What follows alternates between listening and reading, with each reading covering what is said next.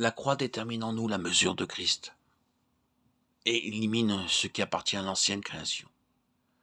Plus elle aura été éliminée dans les profondeurs insoupçonnées de notre âme, plus la mesure de vie grandira. Ce que nous vivons de la croix correspondra à la mesure de Christ au milieu de nous. Nous devons devenir transparents, sans rien cacher ni dissimuler, et marcher en toute humilité et douceur. Si je suis quelque chose, Christ n'est pas tout, mais je ne suis plus rien. Christ peut devenir tout. C'est l'expression que tout homme qui a vécu la croix peut annoncer. Cette nouvelle création sera l'image du Fils et l'esprit de l'agneau et celui de la croix. Christ a vécu la croix en tant que principe de vie par lequel il mourait à lui-même, jour après jour, avant même d'être crucifié.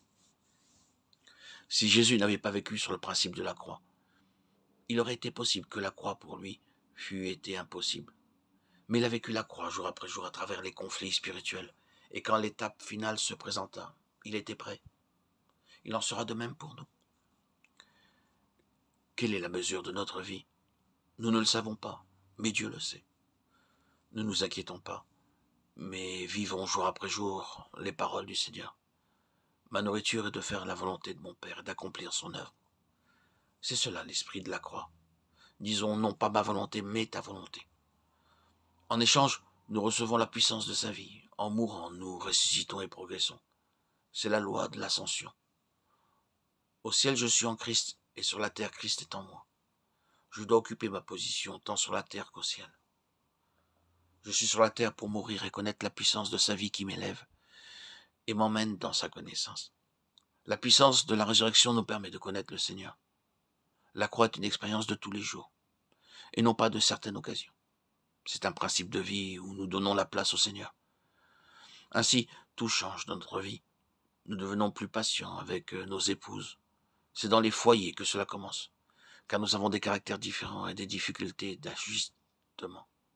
C'est une chose normale, mais si la croix jouit, nous nous ajusterons, parce que la vie naturelle s'éliminera et le caractère de Christ deviendra prépondérant. Nous devons vivre actuellement le sermon sur la montagne dont les 8 béatitudes commencent par « Heureux les pauvres en esprit ». Plus nous avançons, plus nous constaterons que nous n'avons rien.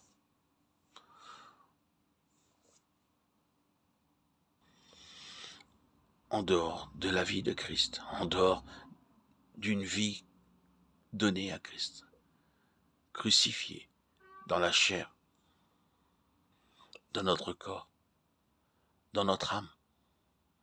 Tout cela devient une réalité petit à petit. Ne nous décourageons pas, il y a des difficultés, c'est normal.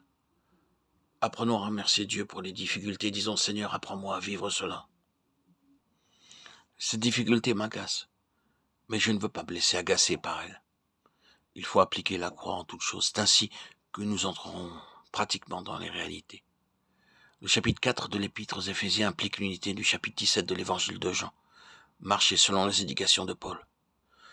C'est le fruit de toute une vie. Et cela n'est pas en nous, mais en Dieu. Cette vie produit et constitue l'unité de son corps, dont il est la tête. Il est important que Dieu puisse nous confier une part dans son plan, de telle manière que nous servions le Seigneur en faveur de son corps. Le corps universel est constitué de membres.